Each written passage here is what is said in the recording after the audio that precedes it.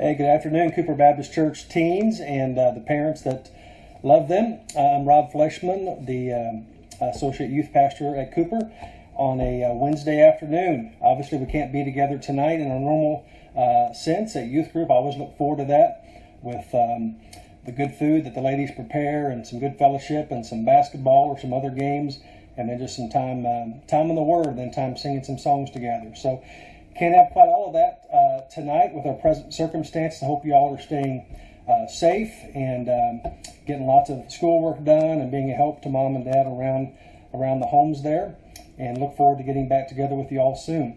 I did want to bring just a short challenge to you all this afternoon, and then the plan is tonight at 6 p.m. When we typically meet on Wednesdays, we would have a little group call going on. I sent a text out about that, and we'd love just to kind of catch up with you all, answer any questions about today's devotion, catch up what's happening on in your lives, and maybe what the Lord's been teaching you all. So anyway, I'd like to read just a few passages and then just kind of expound on a few of those. But it's from Isaiah 43. Of course, the Bible is always relevant and always very meets our needs. And today is certainly the case with Isaiah 43. Verse 1 says, "But now thus saith the Lord that created thee, O Jacob, and he that formed thee, O Israel, fear not, for I have redeemed thee. I have called thee by thy name, thou art mine. When thou passest through the waters, I will be with thee, and through the rivers they shall not overflow thee. When thou walkest through the fire, thou shalt not be burned, neither shall the flame kindle upon thee. For I am the Lord thy God, the Holy One of Israel, thy Savior. I gave Egypt for thy ransom, Ethiopia and Seba for thee. Since thou wast precious in my sight, thou hast been honorable, and I have loved thee. Therefore will I give men for thee, and people for thy life. Fear not, for I am with thee." Well, that's really, of course, we see that word "fear not" echoed again. It was in the fourth verse. It was also there in the first, and that's very applicable for today. But I'd like to just kind of go back. Verse 1 says, "But now thus saith the Lord." Anytime in the Bible is open, we should be listening and attentive, and it always has utility. But when you read those words, "Thus saith the Lord," you know it should kind of especially arrest our attention.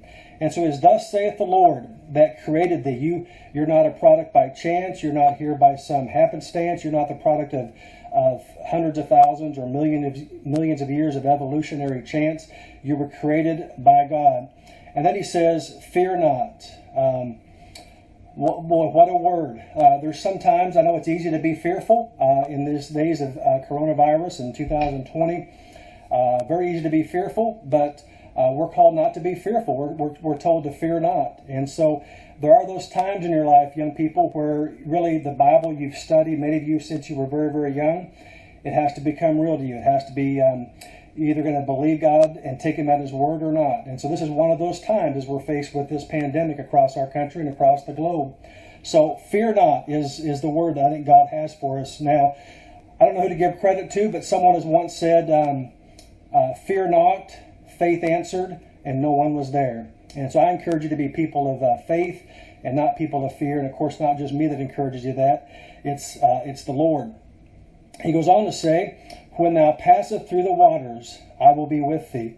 And notice there it says when, not if. So there are those times when we're going to pass through places and paths that we would very much not want to go. And this is probably one of them for many of us.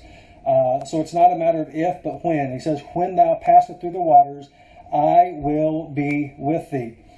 And that really is the key thing. The reason that's why we should fear not because coronavirus isn't all that bad, not because we're tough and we can handle it. We're told to fear not because He is with us. It called to mind a popular song. I believe it's still being played in Christian contemporary circles. "Never Once." I'll just read a few passages from it, more along the chorus. It's by Matt Redman. He says, "Stars and struggles on the way, but with joy our hearts can say, yes, our hearts can say, never once did we ever walk alone. Never once did you leave us on our own. You are faithful, God, you are faithful." And so that's why we can fear not. It's because we know He is with us. And so it says, "When we pass through the waters, I'll be with you, and through the rivers, and when thou walkest through the fire." And I just think all these things point to it's not just one thing we have to go through in life. It's not just one point of crisis. It's not just one. Of course, this time the crisis is called coronavirus. Next year it could be something else, or next decade it could be something else. But my point is, there are those times, and they're more often than any of us would choose, that we have to go through these. And so it's when, not if. And as we go through these things, they hit us sometimes again and again and again. One of my probably least favorite verses in the Bible is 2 Timothy 3:12. It says this, "And yea, and all that will live godly in Christ Jesus shall suffer persecution." Now, this isn't persecution. This is, for those that haven't been affected directly, this is a huge inconvenience. This is a time of unsettling for sure. It's not persecution. But the point is, as you try and live for the Lord, young people, there will be those times when persecution will come, when trials will come. There's kind of a modern day message out there in some Christian circles that, hey, come to Jesus and be no more problems, and that's not the case at all. There's coming a day when we get to heaven when there'll be no more problems, pain, or sorrow. But that's not today. Today's not that day. And so the point is, he goes through the waters, we go through the rivers, we walk through the fire. And just because we're Christians, we're not exempt from any of those trials or setbacks or even things that would cause us to be very unsettled or anxious. He is there with us. So he's never promised to remove us from those, but he has promised that he'll be there with us as we go through them. And that should be enough. In fact, verse 3 says, "For I am the Lord thy God, the Holy One of Israel." And I hope he's the Lord your God. And he wants to be. He sent his son Jesus Christ so that he could be your God. And that's why we should not fear. And that's why, even when we're going through unsettling times like we are now, not for sure when school is getting back together, not for sure when church is getting back together, not for sure when we can really leave our homes in more of a normal kind of environment.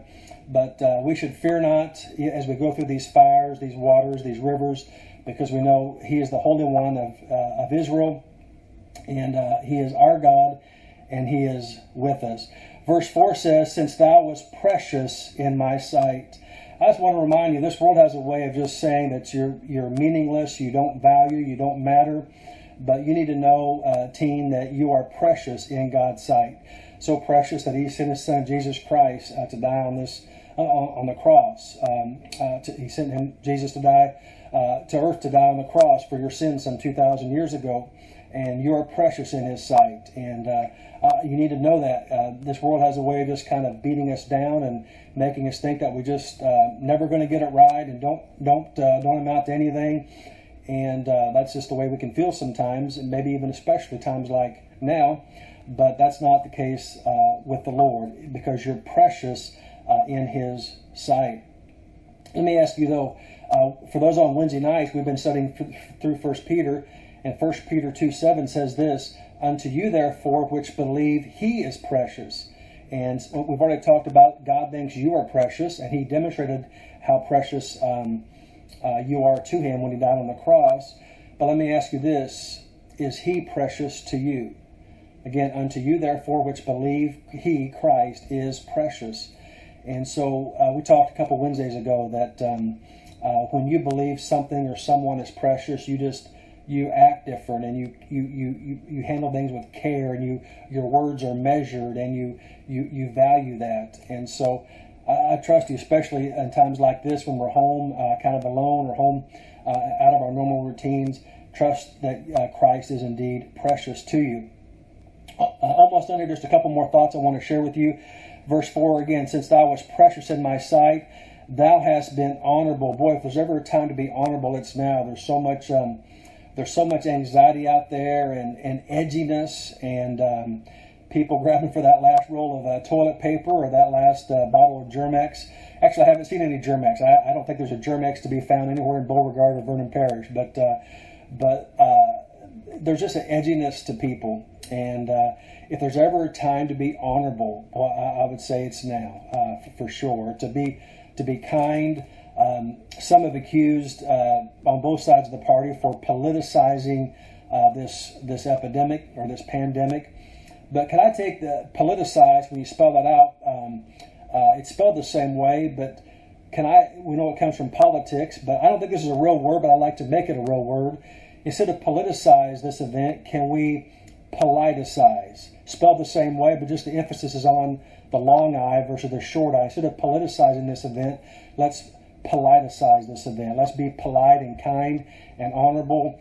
I had the opportunity to do that even today as I was going through town and in my neighborhood. I've always had that opportunity, but I think people are especially looking for hope and encouragement and looking to see something different in the heart and life of believers, even the believing teens. And so I hope you'll be that. And then it goes on to say, since thou was thou hast been honorable, and I have loved thee. Hey, never forget that. I have loved thee. That's a good word for us to kind of close on. We started off with fear not. I think that's a key message God wants to have us take to heart right now. But also remember that He loves you. Hey, that's our word for today. I hope to catch with some of you, as many as I can, tonight at 6 p.m. Again, we normally meet at the church. Obviously, we'll be doing it over the phone, but we'd love to talk with some of you all again at 6 p.m. tonight. But again, remember, God loves you, and so do I and Miss Michelle, and we hope to visit with more tonight. Have a great day.